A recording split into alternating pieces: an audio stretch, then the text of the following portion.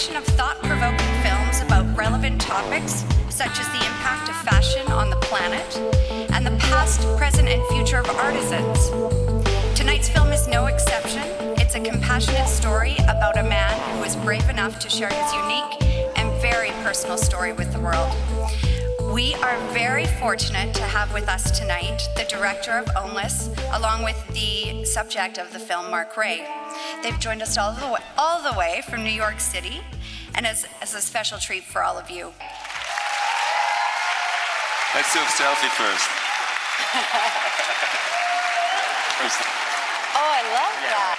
All right, Perfect. thank you. Mark, I know it was a very personal story. I said personal at the beginning of the film, but as we were chatting over dinner, intimate is certainly a much more, I think, apropos word.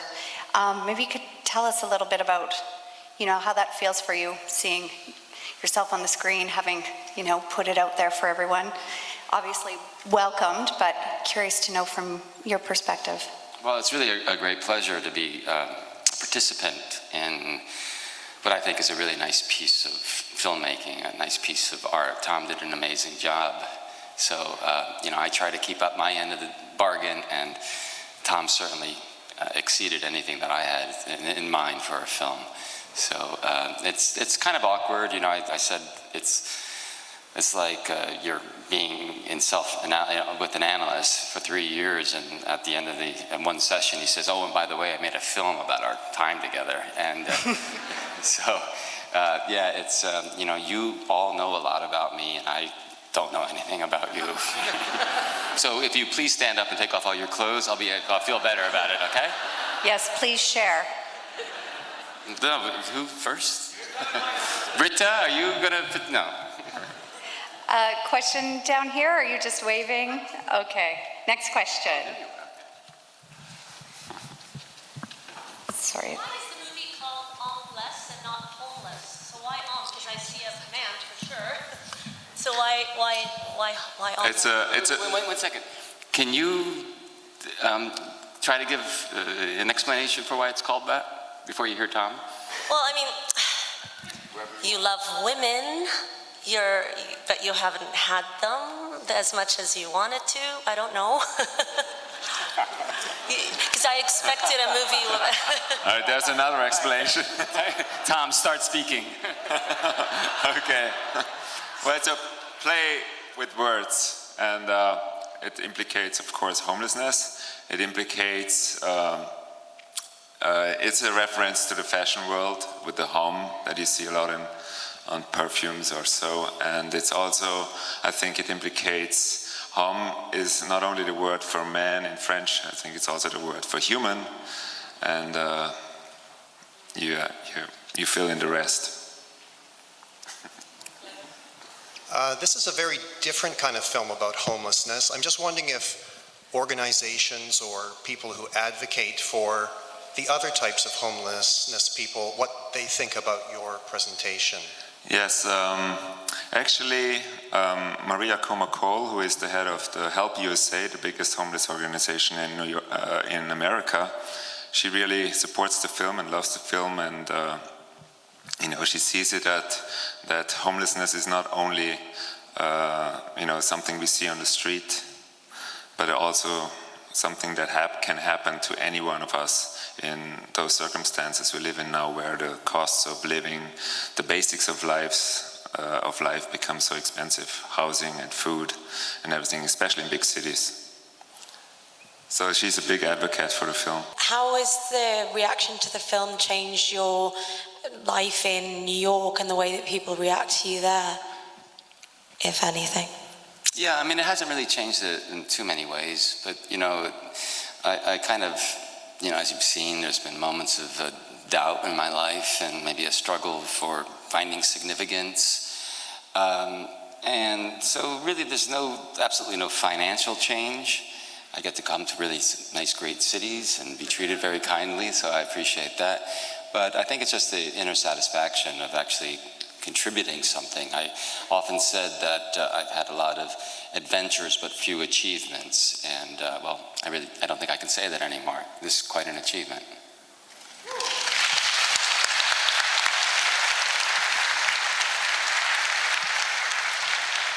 Hi, Mark. Did you ever think to yourself to move to a new city with a, lower cost of living, or what made you stay in New York? Yeah, well, I was saying tonight, it seems like a lot of people try to run from their problems and move to a new place. But in my case, if I move to a new place, the first person that's there to greet me on the plane or the bus or the train is myself, handing me my same old baggage. And for better or worse, I chose 3 fields that are really highly improbable to succeed in: acting, modeling, photography.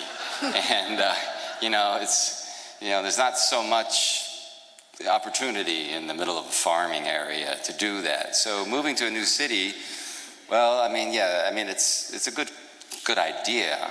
But I love now. I've traveled the world a lot. Spent 9 years living in Europe, and I really love now being near my family. And they're only like 2.5 hours by public transportation from New York.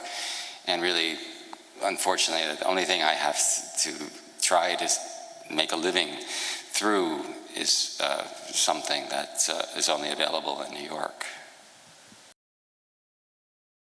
Ongoingly, I hope that it raises awareness for us to be doing something about it, whatever that something might look like. All right, thank you. Actually, today I just saw on CNN Mayor de Blasio and Robert Reay talking about homelessness in New York. And they mentioned that almost 50% of New Yorkers are on the edge of poverty. And that's just, crazy, I think. And, a lot of them are just a few paychecks away for being in a similar position as Mark is. So we got to do something about it, I think. So we'll all be on a roof soon.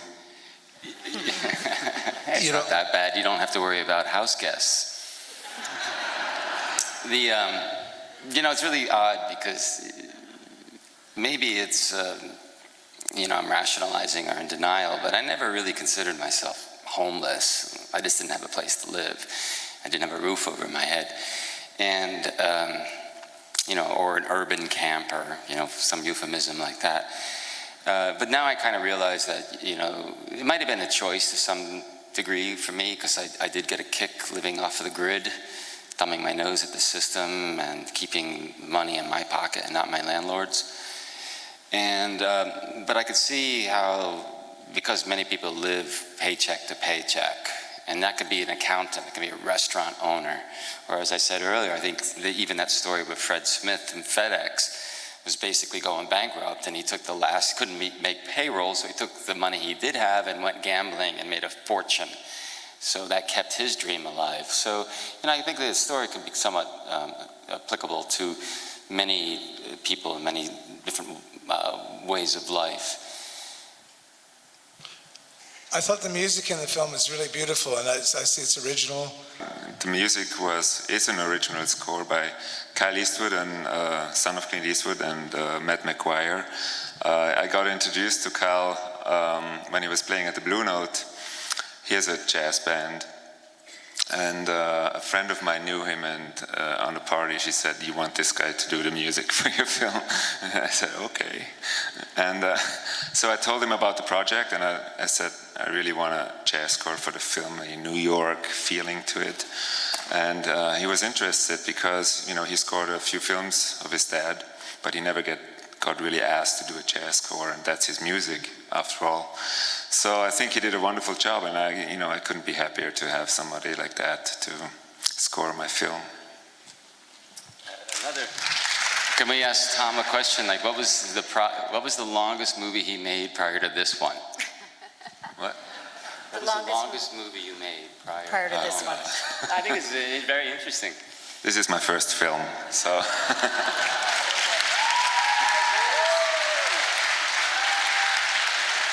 But I think he made the longest one was like 5 minutes before this without sound, and it's just absolutely amazing what he did. In my mind's eye, I still see him struggling with this camera, dripping with sound equipment, walking backwards, and I'm like, "Hey Tom, you're gonna hit a building right now, so stop." And almost falling off the roof. I think we have time for one more question. Is he just in the center here? Yeah, this is a question for Mark. Just curious to know, you seem to have great charisma, great personality. You take your career very seriously. You're a great photographer. Why haven't you been more successful and had the ability to not have to live on a rooftop? And next question? No, I mean, yeah, I wonder that too. You know, it's like it's really difficult. You know, I see guys now taking pictures with cell phone cameras and they're making more money than I do with all this experience. I was like, what? Or, you know, I was once up for a big ABC soap opera role, but I was like a foot taller than Susan Lucci. So that was a problem. And you know, and also I'm not going to deny that maybe there's been some commitment issue in my personality into like really striving passionately towards an objective. And yeah, so that's it. But let me speak passionately about one objective I have.